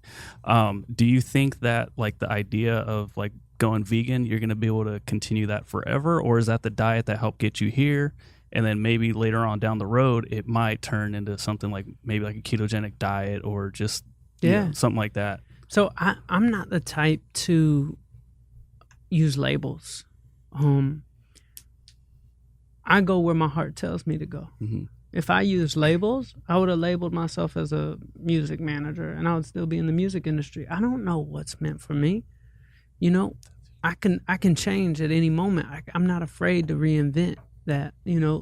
If veganism, is a chapter and that's what it's meant to be, that's fine. I'm not stuck on it. I'm going where I'm called. I do notice I don't crave meat. My body's probably going to tell me what I should eat because it's really smart. And it's if it's telling me I need something, I'm going to listen to it. Mm-hmm. But when I got rid of meat, I never had a craving. So it wasn't, I don't know if it's for me, but if it starts craving meat, we need some meat, I'll eat it. But my body usually craves sugar. That's the only thing I think about. So, and coffee. You ever mess around with fasting? A little bit, yeah. Yeah. So is it successful for you at all or not really? When I'm not stressed out and I'm in a balance in my life, it's great. when I'm in an imbalance, it can cause me to binge. Right. Have you noticed that exercise can cause you to binge too? Like you get excited about exercising. Maybe you've been traveling a little bit. Maybe you haven't had a chance to have as much exercise as usual. You get back into a routine. You're like, Monday, and then do you find that sometimes triggers you? I do notice that when my body is in an extended fight or flight, since I probably have a cortisol imbalance because of my brain tumor, that my appetite will dramatically increase when I, run too far or bike too far or exercise too much.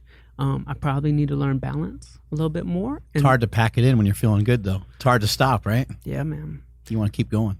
So I think too much exercise increases my appetite a little too much. That if I treated my exercise a little bit more responsibly, like I know a lot of fit people, they're like, yeah, like I exercise 30 minutes a day, 4 days out of the week. I'm like, that's it? I do like 19 hours a week, and it's just too much. It's not very responsible. So my appetite goes crazy, and my body thinks it's running from a lion for a very long time, so it actually starts storing weight. I mean, it blew my mind biking across America. I didn't think it would be possible to gain weight. Like when I started to when I ended, even with the Ironman training. So leading up to the Ironman, you got to do a lot of training. I was doing half Ironman 3 days in a row, like back to back to back days. Mm-hmm. And I gained 15 pounds leading up to the Ironman because I was doing so much exercise. Now I'm at a calorie deficit. Like I'm burning like 8,000 calories a day, probably eating 4,000 or 5,000. And I'm packing on, fat. But it's because my body's in fight or flight too long, too extended. And I'm not letting it recover. I'm not meditating. It's in fear. So it doesn't know when it's going to get its next meal. Charlie, I'm curious about this because I think you're in a really cool spot because everybody's seeing your journey from point A to point B. They're seeing everything in between right now. They're seeing everything you're learning and everything you're doing. And you mentioned something before. You mentioned being in a dark place, but how right now have you come to have that love for the person in the mirror and like be okay with it, yet you're still progressing? Because a lot of people that are trying to lose weight do not like who they are right now. Mm-hmm. And to an extent, I can understand how that's okay not to be happy where you are, but they literally hate themselves, right? Yeah. How do you navigate that? Or did you have that self-love beforehand, even throughout this whole journey? How did that evolve? It's brand new, man, self-love. So the other day, I saw this really fit guy. We were in the same room, and it was the first time in my life I ever said to myself, or really knew, not even said to myself, like I'm trying to convince myself, I said, I think I look better than this dude. And I had some realizations. So I have a friend of mine who's a master Nike trainer, and he's the guy who introduced Nike to yoga. And his name is Brandon Collinsworth. And we went out to Bali for like 6 weeks together. And he said, Charlie, like how you feel about your body is pretty much how a lot of people with six packs feel. They said like it's dangerous for some people because the second they post a picture on their Instagram with a six pack is the second they get congratulated for their six pack. And then if they fell off, people look at them crazy. So there's a lot of pressure on them like, oh, what happened to you? Like you used to have a six pack. So they have a lot of like pressure on themselves as well, just like I have pressure on myself. They're like, Charlie, like people, not everybody with a six pack is happy. Just like me, I'm not exactly happy having a gut. That's Brandon. Shout out to Brandon. He's super cool from Las Vegas, from the streets of Las Vegas. Now he's an Ivy League graduate, master Nike trainer. It's a really cool guy. Sick. But yeah, he said, Charlie, like, you're dope as it is. And then I was thinking about it. I was like, yeah, I don't have a problem getting girls. Like, no girl has ever not thought I was cute. Like, even when I was 300 pounds, they were like, there were certain girls who like chubby guys, like, and they're really pretty girls. And today, like, no girl has ever had a problem with how I looked. It's just me having a problem with how I look. Mm-hmm. And I looked at this fit guy and I said, you know what? He looks great, but I think I look better. And that's the first time I ever not wanted to be somebody who was fit. And I started like appreciating what other people appreciate about me. Like, nah, you're a good looking dude. Like, what you tripping about, Charlie? And now I'm like finally grasping that for the first time in my life. Yeah. I'm like, nah, I'm good enough today. Now I got a little ways to go, and I'll go there. But man, you're dope today. How are we going to lose these next 40 pounds or so? And how are you going to do it like in a realistic way? Like, you're going to just try to take your time with it, like let it carry out the way it needs to carry out, or are you going to just try to like make a challenge for yourself or something? Yeah, so this is what I'm going to do. I'm going to be responsible, and I'm going to look where I've never looked before. So what got me here isn't going to get me there. Like me doing another Ironman and all that. What haven't I tried? So I wake up at 5:30. Very first thing I do, I go on a walk with no cell phone. Better make it 5:15. Let's get serious around here. Okay, I'm with that actually. I want to actually like progress up a little bit. So 5:15, I go on a walk with no cell phone. Okay, I want to get out of fight or flight mode as much as possible. Because I'm the type, I'll wake up, going to war today, we're going to crush it, let's go. And I will do that with business and with health. So walk with no cell phone. Then I'm on day 12 right now of YouTube girly yoga.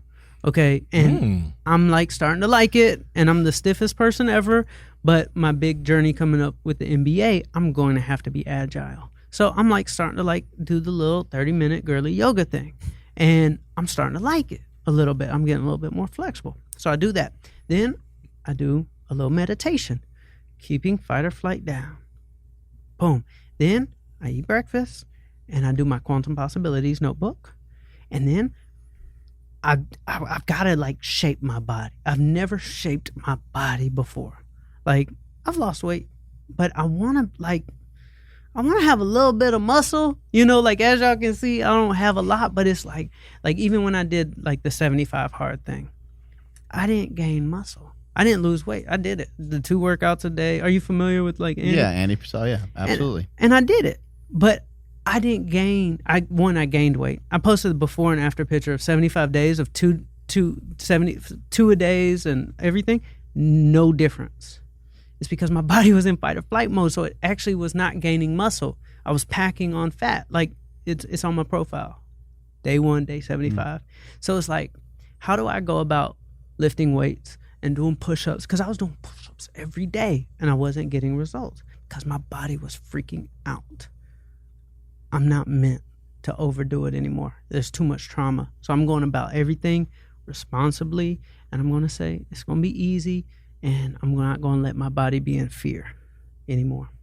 Yeah, it's just going to probably take time because you can recomp your body, and it might be like a slower procedure than, like, you could lose 40 pounds. You've done the weight loss stuff a bunch of times, and I'm sure you've probably lost 30 pounds in almost a blink of an eye in the past. Mm-hmm. But to like recomp, to lose 15 and gain 5, like that shit it just takes a while. Yes. It might take a year, might take 2 years, but over a period of time, like you'll notice too, like your clothes will just fit different. Mm-hmm. You'll just kind of look different. You'll feel a little bit more confident. People will be like, dude, you're getting kind of jacked. Like, what's going on? You're going to, like I said, it takes some time, but so you haven't really practiced a lot of lifting, like for a consistent period of time. Man, I've had my spurts, but like I said, I was always irresponsible how I'd go about it. So I've lifted a lot in my life. I have nothing to show for it because I would drive myself so thin, I would quit. Right. So it'd be like, it's not I never made a habit out of it. But when it comes to health, I've done just about everything quite a bit, just not stringed together. Yeah. Something that might help might be to try to get like a lifting partner or a coach, or sign up at a CrossFit gym or something a little different. Like you're doing those yoga things at your own house, like watching YouTube. That's great. If you can find something like that that you can follow through lifting might be good. This is what I want to do. And I want to make an example for everybody, and I want to do it responsibly. So I want to show people a journey. I always like teaching. So it's like, okay, I'm not good at this yet, but let me go about this a different way. Let me try to reprogram myself with how to approach this. And I want to do 1 push-up. Next day, 2 push-ups. And I want to document it. And I'm going to take a picture every single day. And I'm going to keep a chart every single day. On day 30, I did 30 push-ups. On day 40, 40 push-ups. Because I want it to be as much about a habit as it is about the results. And with this, I'm going to let go of the results until it actually happens. And I'm just, nope, 31. That's my only goal. Nope, next day, 32.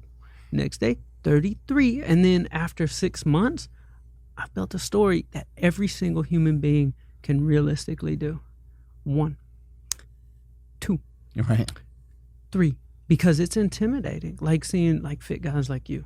Like y'all are good at it. Like that for somebody who's not good, it's intimidating. So I just want to like ease people in. Like 1, 2, after 6 months, and I'm like, and that will probably trigger other things in my life to do the same thing. Well, what else do I want? It might take somebody who wants to run and be like, yeah, I'm going to run for 1 minute today. I'm going to run for 2 minutes today. I'm going to run for 3 minutes. And I just want to like, I want to do that for once in my life. And I want to do it with push-ups. Because I want to have, I want to like, I want to know what it's like to kind of have a little muscle mass. I just want to experience that. Is it hard for you to get enough protein in with the vegan diet, or have you figured that out? You navigated it enough to? I can get about 150, 200 in easily. Good. Yeah, it's not that hard. Yeah, that's good. I think a good way to get those push-ups in is to try to surround it around maybe other habits that you have.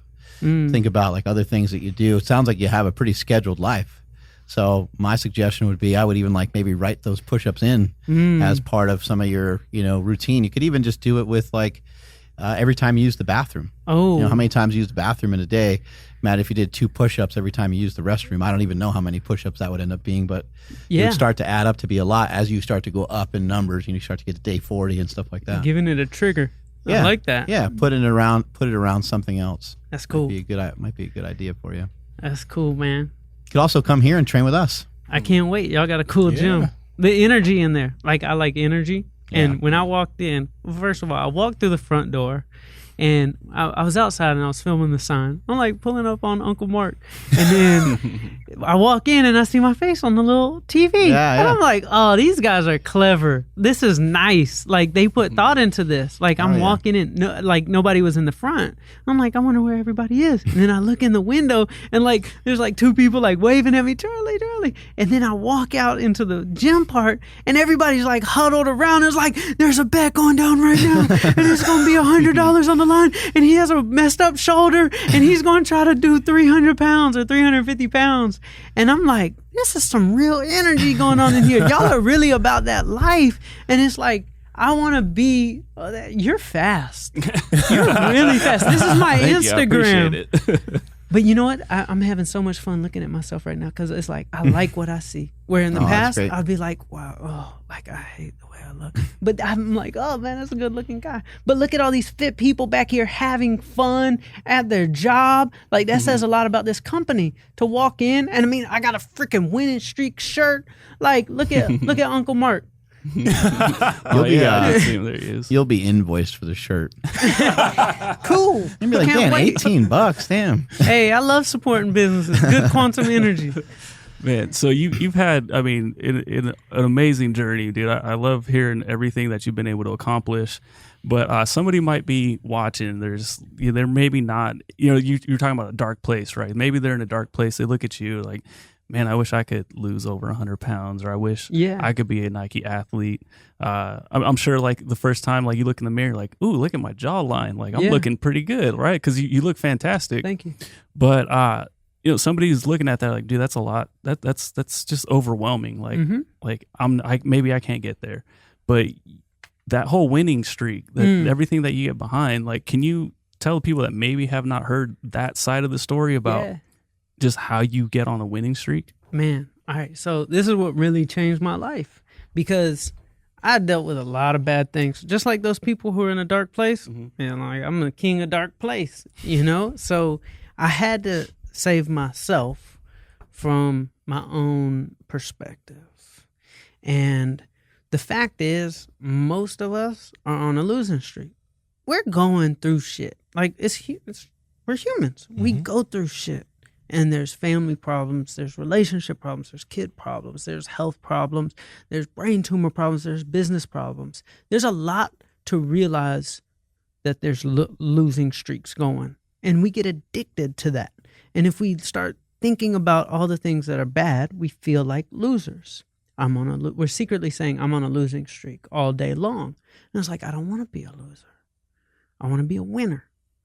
So I need to find things to drink enough Kool-Aid of I'm a winner that I stop thinking about being a loser, because our brains can only think about one thing at a time. Like, it can't think of two things at one time. If I say pink, now you think about pink. You could not think about blue and pink if I said pink. You only think about pink. So how do I do that with winning? So in the brain, there's reticular activating system. Yeah. All right. And what this does is it filters to show us the stuff we want to see. Okay. Because right now, your eyes and the people watching's eyes are secretly, subconsciously consuming millions of pieces of data, and yet our brain isn't going berserk. It's just showing us a couple of the things, and we're processing it. So I said, how do I get my brain to process just winning streaks? Because if I say I'm going to see, black Teslas, I start seeing them. Or when you buy a car, you just start seeing it everywhere. That's the reticular activating system showing us what we want it to show us. We were seeing the black Teslas the entire time, but we weren't getting the trigger into our reticular activating system. So I want my brain to show me winning streaks. So I got to start practicing. I got to look for them, and then boom, that's all I start seeing. So I start with Starbucks in the morning, which I love, my little Starbucks. And I figured out a winning streak because a latte has certain ingredients. A latte has 2 espresso shots, and for me, almond milk and sugar. And that's $5. And I realized if I ordered 2 espresso shots, a little splash of almond milk, and raw sugars, it's $2.45. If I order those items separately, they still put it all in one cup, like a latte. But I said, just give me 2 shots of espresso. And the way they punch it into the computer, it comes in half the price. Starbucks is about to change that right now. So I'm like, wow, all that happiness for only $2.40. I'm on a winning streak. And I say that to the little lady behind the counter, and she laughs at me every time. She knows I'm going to say it every day. But it's my way of starting my winning streak for the day. And then I'll catch the green light. I'm on a winning streak. And then, I get the good parking spot. I'm on a winning streak. Or I practice all sorts of other things. Like I'll see somebody has a house for sale, and I'll pass the for sale sign. I said, oh, they're about to get paid. They're on a winning streak. The real estate agent's about to be on a winning streak because that person's going to get a commission. And then the person buying it is about to have a whole new beautiful house. They're on a winning streak too. And I just look for all these wins. And I'll walk past somebody's, yard, and I'll be like, wow, that's some beautiful grass. They're on a winning streak. So if I just practice seeing all these winning streaks, guess what I start feeling like? I'm on a winning streak. And then my body language changes. Now I don't feel like a loser anymore because my brain can only think about one thing at a time. And I'm only thinking about wins. And then it attracts because that's like the tactical version we can do. That's like mathematics. Mm-hmm. But then there's the law of attraction that this frequency that we get on starts attracting the 1 + 1 = 1,000 stuff where I can't predict what's coming, but blessings just pour in when I'm in this vibration. When I'm in the negative, losing vibration, I get a lot more negative. Mm-hmm. Like we create our reflection. So a lot of people have a tendency just to focus in on the negative, and there's a lot of, like you mentioned, there's a lot of bad things that are happening. There's plenty of negative stuff that you can complain about, but then you don't see the good. Somebody might get a coffee in the morning. They might spill it all over the place. A lot of times the place will give you a free coffee, but you're still mad about the fact that you spilt it on your new shoes or something, and you're like, F this, and you're all pissy about it. But it is good to try to look at, what are the good things that are going on. And then by looking at those good things, more good things will happen. And I have a similar, program, I guess you'd say, is I talk about points on the scoreboard. Like I feel like I'm scoring points all day. I feel like I'm accumulating these points, and no one else is playing the game with me probably. But I feel like I'm winning because they're adding up as the day goes along. And I'm like, I got in my 10-minute walk. I got my favorite cup of coffee. Yeah. I got to see my brother. I got to see my buddies, I'm gonna start doing that. early morning workouts, all that stuff, Man, what'd you score today? 40? You're already at 40? You don't want to look at the scoreboard, buddy. Don't do it. Don't do it. What's really cool about that winning streak, though, is that you're not only like having all these wins for yourself, you're also like just bringing in all these other people's wins. Yes. Just like Mark, when that guy sent you that video, right? And you shared that out, that was a win for him, but also a win for yourself. You know, you're just having all these good feelings, not for you only, but for everybody else. And I think people should pick up on that. Yeah, man. Yeah. Yeah, Absolutely. I was gonna say, it's as simple as like, when somebody says, "Oh, it rains, it pours." When it rains, it pours. Wins. Like, got a flat tire, I ran out of gas, whatever it is, and then then I'm late on rent, and so Murphy's Law. Yeah, so you can be things always happen in threes. It's like, well, yeah, now let's just wait because you are being such a negative piece of crap. You're now looking for number 2 and number 3 to validate your. Yeah, everyone is so quick to believe in that, but not the flip side. Right. Mm-hmm. So it's like, it's just that easy. Yeah, man. I love that. But the other, go ahead. The other shift though too, like it's the way you think about it, because you mentioned that snack thing in Hawaii, right? Yeah. But then you looked at that and you were like, I'm happy that this happened because it shows me how I feel when I do this. Yeah. So I needed to remember this so it doesn't happen again. Yeah. Even those negative things are wins for you. I'm a delusional optimist. Like, delusionally optimistic is the only way to keep my sanity. Because, I mean, it's real easy to lose your mind when you're thinking about bad things. And it's a slippery slope, and it becomes really addictive. So it's like, if I'm a delusional optimist, I'm like looking at everything like, oh, like I got in a car wreck. It's like, think about it like this. There was somebody who got in a car wreck driving to work in New York on September 11th and couldn't get there. And it saved their life. So it's like, if I get in a car wreck, oh, it's probably just doing this just to save my life. Do you know what, like, so paranoid means the universe is conspiring against me. Pronoid, the universe is conspiring for me. I'm pronoid. Oh, like, I got in a car wreck. It's probably to save my life from like some tragic event. Like, if I were to go get where I was trying to go, like, it's not a bad thing. Like, I'm literally that delusional. That's good. Yeah, man. Like a kid delusional, right? Oh, man. Our inner child. So, bro, I'm big on the inner child thing. That's why I like call myself Charlie Rocket. I say, I'm on a winning streak. Because when we were kids, like, we were truth.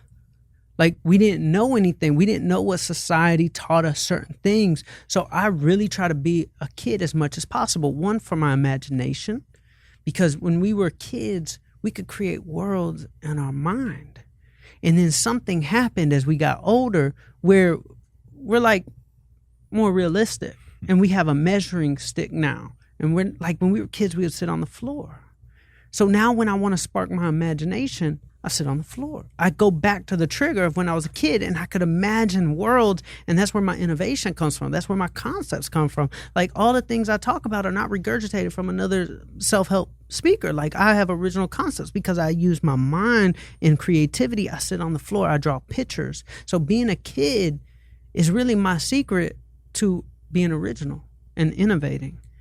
Marketing or businesses, all those type of things. So I'm really big on that. Even giving myself a superhero name like Charlie Rocket. Like, I dress up as it, like I'm a kid. Yeah. Yeah, the kids aren't programmed yet. No. They don't have all that stuff going on. And kids do weird shit like just lay down like wherever in the house. Like, they don't have to lay down on like a designed spot to lay down. Like, they're not laying down in the living room watching TV. They might just like lie down like right by the bottom of the stairs, like on the cold tile for no reason. Like, what are you doing down there? Like, I don't know. Just they kind of just go to the beat of their own drum, especially when they're really little. Yeah, which is really cool. Who else can dream crazy? Who else can go on a winning streak? Whew. I mean, if you have your sanity, like it's possible. Like, as long as you feel okay about yourself, then you can probably. I mean, even if you don't, like, I think people are in bad places, or like it's for a reason. Like, if they're going down that dark road, like, there's a blessing there, so they're on the perfect path. like people ask me sometimes, like, Charlie, if you could go back and like give your 8-year-old self advice, like that's like a common question, right? I'd be like, I want to tell him shit. All the mistakes that I made were perfect. Yeah, I mean, why? You ever see Back to the Future? Yeah, man. It's like, make sure you don't see yourself. Yeah. Like, don't go messing with that. Don't go mess with it, because the problems in our life are as big a gifts as like me winning a Grammy was cool, but me like having like weight problems was better, because now I got to like teach people and I got to go on a journey. So it was perfect. Everything that bad happened to me was perfect. I wouldn't change a thing, because I want to be strong if those things didn't happen. I want to be resilient. I wouldn't have winning streak mindset if I didn't have to be forced into having that. I'd be comfortable. My point is that everyone possesses the ability to go on a winning streak. Everyone possesses the ability to dream crazy. Yeah. What would you say, and kind of wrapping some of this up, because we talk a lot about in this podcast, about, people maybe being frustrated with something, and we try to give them some strategies towards things they can do to just feel better about themselves and just to feel good in their day to day. Dreaming is great, and being a dreamer is awesome. And I'm a dreamer, but I'm also, I also happen to be a doer. So the two things worked out really well, because I'm not just thinking about it. I'm not just dreaming about it. It's a lot of things are actually happening for me. What about that person that's dreaming about doing something big, but they're not in a spot where they can really make the jump? Do you advise some of these people to, you hear some people like, oh, just quit your job, or just lay it all on the line. Like, what's worked for you? Is really scary when I hear people in my industry tell people, like, make sure you find your purpose, because most people listening to it are like, I don't know what my purpose is. So yeah, then you they might be stumbling upon it right now, right? Right. And you can easily make somebody feel really inferior if you're telling them to find their purpose and they don't know where to find it. So in my life, I'm in a purpose right now, but when I was young, like I had this mentality of, you know what? I don't know what I'm meant for, but I'm gonna do something. I'm gonna do it with pride. For example, my family sold vacuum cleaners.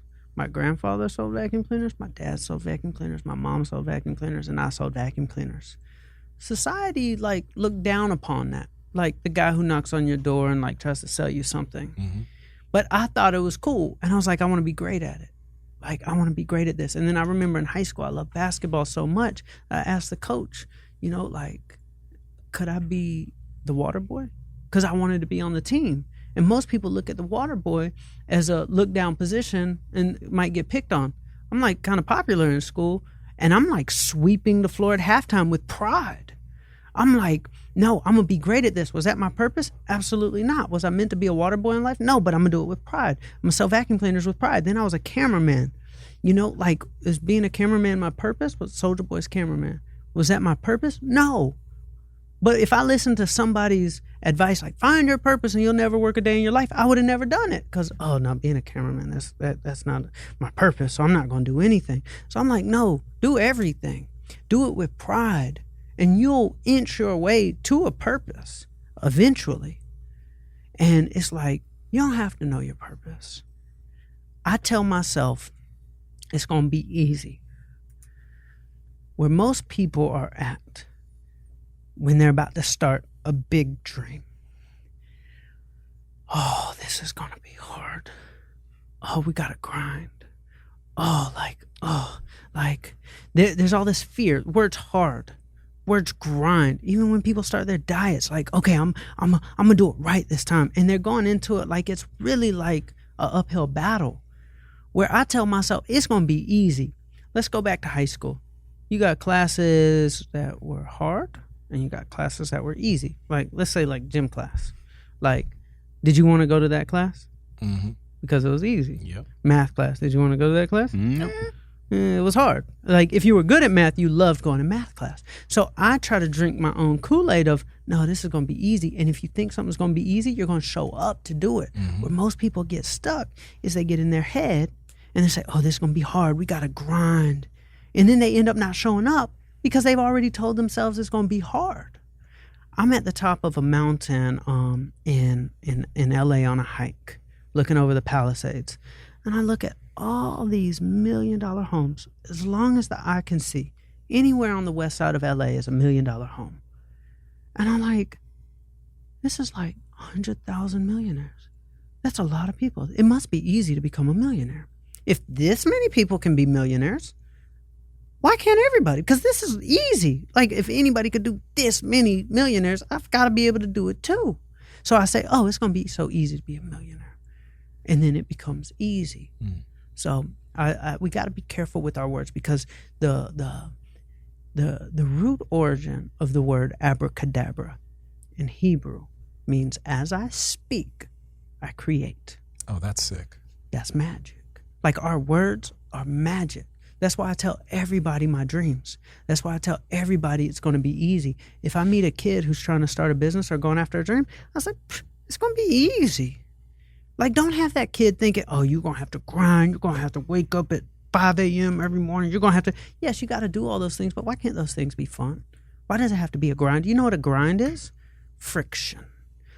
Like, we could fly across America on an airplane in 4 hours, or I can pull you across the ground behind my bicycle as I'm grinding you across America. Which one are you going to choose?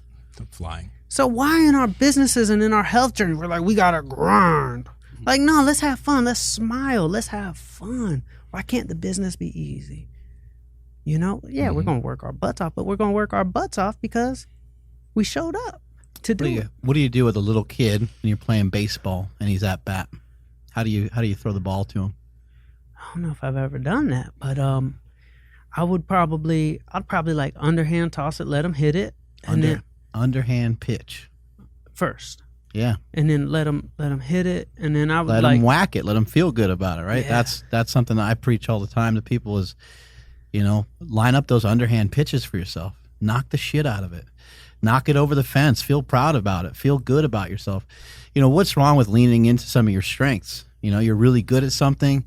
It's not good to only focus in on that, because then that's all you'll ever be good at. But why not lean in there and feel really good for the day? What is that thing that you're really good at? What's that thing that you really love? It'll probably seem easy, like you're saying with the different classes, math class versus gym class, right? That's right. Yeah, man. And the universe has this way of, like, beginner's luck. That's the universe way of saying, like, I told you it's going to be easy. There's going to be like a little valley of disappointment, but the universe gives us that little taste of that beginner's luck. And then it's like, okay, that's going to inspire me. Now I know it's possible. So let me keep going through the little valley of disappointment. My man, it was awesome. I'm sure we could sit here and talk for hours on end, but it'd be great to have you on the podcast another time too. Can't wait. And it'd be great to get you in the gym sometime. Hit up some weights. Can't wait. Where can people find you, and what's the next mission? You got something that you're on tour? You doing something? What you got going on? You got a book coming out? Something like that? I got a big mission coming up. I like journeys. So, like, when I did my Ironman, I took everybody on the journey. When I did the bike across America, I took everybody on the journey. My next journey is with basketball. I told myself, man, it's time to have fun now with sport. And I'm going to play basketball, and I'm going to train for a year to become the MVP of the NBA Celebrity All-Star Game. I'm going to make a lot of dreams come true for kids. I'm teaming up with an organization called Dream on 3, and they make dreams come true with kids. So we're going to find kids, and we're going to make their dreams come true, and I'm going to formalize a dream team. I'm going to do 10 kids, 10 dreams. It's going to be my team. We're going to be the new dream team. We're going to have jerseys. We're going to have everything. Some of these kids might have, leukemia, or might be paralyzed, but their dream is basketball. And I'm going to recruit them on my team, and we're going to go to the All-Star game, and we're going to play basketball with celebrities, and we're going to be on the cover of, I guarantee it, I'm putting this on paper for the first time publicly. As I speak, I create. We're going to have a Wheaties box. We're going to have Sports Illustrated cover, the new dream team, me and these kids. Love it. That's great. Where can people find you? Instagram @Charlie, and that's pretty much it. Instagram. Strength is never weakness. Weakness is never strength. Catch you all later. Love it. Thank you, man.